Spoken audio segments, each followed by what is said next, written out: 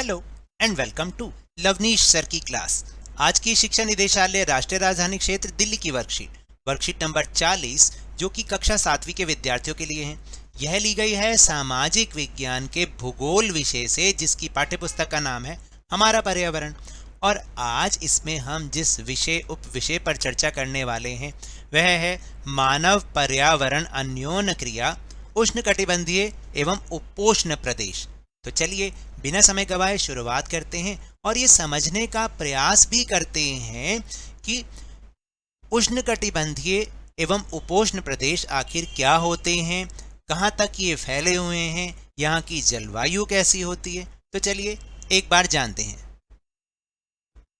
विश्व में सभी स्थान एक समान नहीं है। ये तो हमें पता है कि पूरे विश्व में जितने भी स्थान हैं जहाँ पर लोग रहते हैं वो एक जैसे नहीं हैं।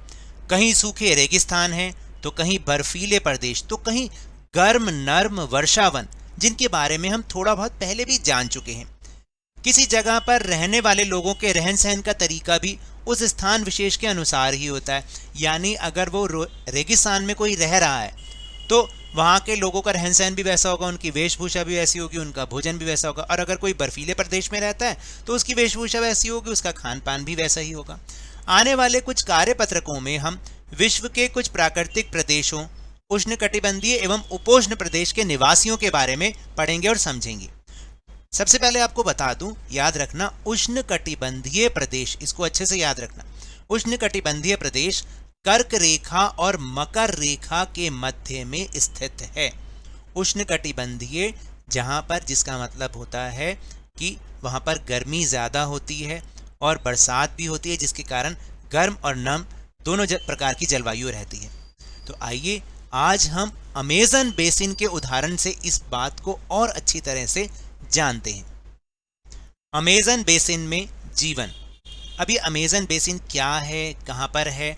तो सबसे पहले अगर आप ध्यान से देख रहे हैं तो यहाँ दाएं हाथ की तरफ एक चित्र बना हुआ है, जो कि आपको पता है कौन सा हिस्सा है विश्व का। ये है दक्षिण अमेरिका। कौन सा हिस्सा है? दक्षिण अमेरिका। आपको याद है ना कि जब हम महाद्वीपों के बारे में समझते हैं तो आपने देखा होगा, आप जब विश्व का मानचित्र देखते हैं तो बाईं तरफ यानी आपके उल्टे हाथ की तरफ दो हिस्से बने हुए हैं। जो निचला हिस्सा है वो दक्षिण अमेरिका कहलाता है और इसी में बसा हुआ है अमेज़न बेसिन। इसके बारे में क्या क्या जानकारी है, चलिए देख लेते हैं। भौगोलिक स्थिति। सबसे पहले यहाँ पर जो यहाँ की भौगोलिक स्थिति है क्या है? यह विश्व का सबसे बड़ा नदी बेसिन है। यह विश्व का सबसे बड़ा नदी बेसिन है। नदी बेसिन का मतलब होता है कि जहाँ जहाँ से नदी अपनी सहायक नदियों के साथ गुजरती हुई और समुद्र में मिलती है, तो जो उसके बीच का भूमि वाला हिस्सा होता है ना, उसको हम बेसिन कहते हैं। यह दक्षिणी अमेरिका महाद्वीप में स्थित है। दूसरी बात हमें समझ में आई। पहली बात तो ये कि विश्व का सबसे बड़ा नदी बेसिन है और दूसरी बात ये कि दक्षिण अमेरिका महाद्वीप में स्थित है। भूमध्य रेखा के 10 डिग्री उत्तर से 10 डिग्री दक्षिण के बीच के भाग को भूमध्य रेखीय प्रदेश कहते हैं। भूमध्य रेखा तो आपको पता है ना, भूमध्य रेखा जिसको हमने 0 डिग्री माना है। तो देख रहे हैं यहाँ पर वो भूमध्य रेखा है, 0 डिग्री वाली रेखा, और इसके 10 डिग्री ऊपर और उत्तर में यानी और 10 डिग्री दक्षिण में, तो ये जो हिस्सा है ये सारा का सारा भूमध्य रेखीय प्रदेश कहलाता है। और यहाँ पर क्योंकि हमें पता है सूर्य की किरणें हमेशा सीधी पड़ती हैं, इसलिए गर्मी बहुत ज़्यादा होती है और जितनी जितनी गर्मी पड़ती है पानी उतना वाष्पित होता है और वर्षा भी उतनी ज़्यादा ही होती है। अमेज़न नदी इस प्रदेश से होकर बहती है। यह नदी ब्राज़ील के भागों, पेरू के कुछ भागों, बोलीविया, इक्वाडोर, कोलंबिया तथा वेनेजुएला के कुछ भागों से अपवाहित होती है। यानी आपने देखा कि अमेज़न नदी कितने प्रदेश को कवर करते हुए चलती है। अमेज़न नदी पश्चिम में पर्वतों से निकलकर पूर्व में अंध महासागर में पहुंचती है।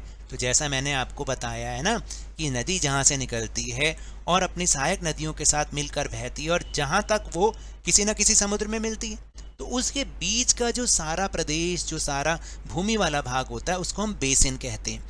अमेजन नदी में बहुत सारी सहायक नदियां मिलकर अमेजन बेसिन का निर्माण करती हैं, याद रखना। और अब हम इसकी जलवायु के बारे में समझते हैं। तो यहाँ की जलवायु कैसी है? क्योंकि मैंने आपको बताया भूमध्य रेखा के पास है, तो पूरे वर्ष यहाँ गर्म और नर्म जलवायु रहती है। तो जितना भी भूमध्य रेखीय प्रदेश होता है, वहाँ पे सूर्य की किरणें सीधे पड़ने के कारण बहुत गर्मी होती है, और बहुत गर्मी से पानी भी वाष्पित बहुत ज़्यादा होता है, जिससे वहाँ पर लगभग रोज वर्षा होती है, यानी पूरे वर्ष वर्षा होती है। यहाँ का मौसम दिन और रात दोनों ही समय लगभग समान रूप से गर्म होता है और आर्द्र होता है। आर्द्र का मतलब जैसे आपने देखा ना, बारिशों में कैसे चिपचिपा सा मौसम हो जाता है, उसको हम आर्द्र कहते हैं। इस प्रदेश में लगभग प्रतिदिन वर्षा होती है, जैसे मैंने अभी आपको बताया, और वह भी बिना किसी पूर्व चेतावनी के कभी भी बरसात हो जाती है। दिन का तापमान उच्च एवं आर्द्रता भी बहुत ज़्यादा होती है। जैसे आपने देखा होगा ना, जब अपने यहाँ पर वर्षा का मौसम होता है तो गर्मी भी हो रही है और चिपचिपाहट वाला मौसम भी हो रहा है, तो ऐसा वहाँ पर पूरे साल बना रहता है। और रात के समय में तापमान थोड़ा बहुत कम होता है, लेकिन आर्द्रता वैसी ही बनी रहती है। इसके बारे में एक रोचक तथ्य है कि जब स्पेन के अन्वेषकों ने इस नदी की खोज की, तब सिर पर सुरक्षा कवच यानी हेड गियर एवं घास के स्कर्ट पहने कुछ स्थानीय आदिवासियों ने उन पर आक्रमण किया, यानी हमला बोल दिया। इन आक्रमणकारियों ने उन्हें प्राचीन रोमन साम्राज्य के अमेजोन्स नामक महिला योद्धाओं के आक्रामक समूह की याद दिला दी। इस प्रकार यहाँ का नाम अमेजन पड़ा। आप कभी सोचते होंगे कि अमेजन ही क्यों? नाम के पीछे कोई ना कोई कहानी जरूर होती है। तो जब अन्वेषकों ने, खोजकारियों ने इस नदी की खोज की थी, तो जो वहाँ आदिवासी रहते थे ना, उन्होंने उस पर इस तरह से आक्रमण किया जैसे प्राचीन रोमन साम्राज्य में अमेजोन्स नामक जो महिला योद्धा होती थी ना, वो हमला करती थी। तो इसलिए यहाँ का नाम अमेजन पड़ गया। अब यहाँ पर एक क्रियाकलाप भी है कि अमेजन नदी की सहायक नदियों का पता लगाइए। वो हम अभी पता लगाते हैं, लेकिन उससे पहले हमें ये पता होना चाहिए कि सहायक नदियाँ क्या होती हैं। ये छोटी नदियां होती हैं जो कि मुख्य नदी में मिलती हैं, इन्हें हम सहायक नदी कहते हैं। और नदी बेसिन क्या होता है कि मुख्य नदी अपनी सहायक नदियों के साथ जिस क्षेत्र के पानी को बहाकर ले जाती है, वह उसका बेसिन अथवा जल संग्रहण क्षेत्र कहलाता है। तो कहने का मतलब है जहाँ जहाँ से गुजरेगी और जिन जिन नदियों का पानी उसमें मिलेगा, तो वो सारा नदी बेसिन कहलाता है। चलिए अब हम चल रहे हैं अपने प्रश्नोत्तर की ओर और ये क्रियाकलाप भी करने का प्रयास करते हैं। देखिए पहले क्रियाकलाप, अमेजन नदी की सहायक नदियों का पता लगाइए। यहाँ पर जो हमने लिखा है, ये हमने ट्रांसलेशन लिखा है। हालांकि हो सकता है कि इनको हम वो प्रोनाउंस ना करते हो, वो वैसा ना बोलते हो जैसा इनको लिखा गया है, तो लेकिन हमें जैसा समझ में आया हमने वैसा उनका नाम यहाँ पर लिखने की कोशिश की है। तो बहुत थोड़े से अजीब से नाम है हमारे लिए, कोई बात नहीं। पुटुमायो, कैक्वेटा, वोपेस, गुआनिया, मोरोना, पास्ता, नुकुरय, उरितियाकू, चंबीरा, टाइग्रे, नानये, नापो और हुआलागा। थोड़ा सा अजीब नाम है ना, लेकिन इन नदियों का नाम वहाँ पर जिस भाषा में लिखा है, यानी जो भाषा वहाँ बोली जाती है ना, उनमें हो सकता है उसको कुछ और पुकारते हो, लेकिन हमने उसको ट्रांसलेशन करके लिखा है, तो इसलिए ऐसे लिखा है। चलिए अब प्रश्नोत्तर भी देख लेते हैं। तो पहला प्रश्न है कि उष्णकटिबंधीय प्रदेश का भौगोलिक विस्तार क्या है? बहुत आसान है कि उष्णकटिबंधीय प्रदेश का भौगोलिक विस्तार, हमें यहाँ पर ये लिखना चाहिए था का भौगोलिक, कोई बात नहीं, भौगोलिक विस्तार, आप इसको ऐसे लिखना, ठीक है। कर्क रेखा और मकर रेखा के मध्य स्थित है, यानी कर्क रेखा और मकर रेखा के बीच में उष्णकटिबंधीय प्रदेश का भौगोलिक विस्तार स्थित है। फिर दूसरा प्रश्न है कि अमेजन बेसिन किस महाद्वीप में स्थित है? अमेजन बेसिन दक्षिण अमेरिका महाद्वीप में स्थित है। और तीसरा प्रश्न है कि अमेजन बेसिन की जलवायु को ध्यान में रखते हुए आप किस प्रकार की पोशाक को पहनना पसंद करेंगे और क्यों? ठीक है, अब इसका उत्तर देखते हैं। तो देखो, अमेजन बेसिन की जलवायु को ध्यान में रखते हुए हम सूती और खुले हुए वस्त्रों की पोशाक पहनना पसंद करेंगे, क्योंकि वहाँ पूरे वर्ष गर्म और नम जलवायु रहती है। तो ऐसी जलवायु में सूती और खुला तथा हल्का कपड़ा ही हमारे शरीर को आरामदायक रहता है, या हमारे शरीर में आरामदायक रहता है, या हमारे शरीर को आराम देता है। अब आपको समझ में आया कि किस तरीके के कपड़े वहाँ पर पहनने चाहिए।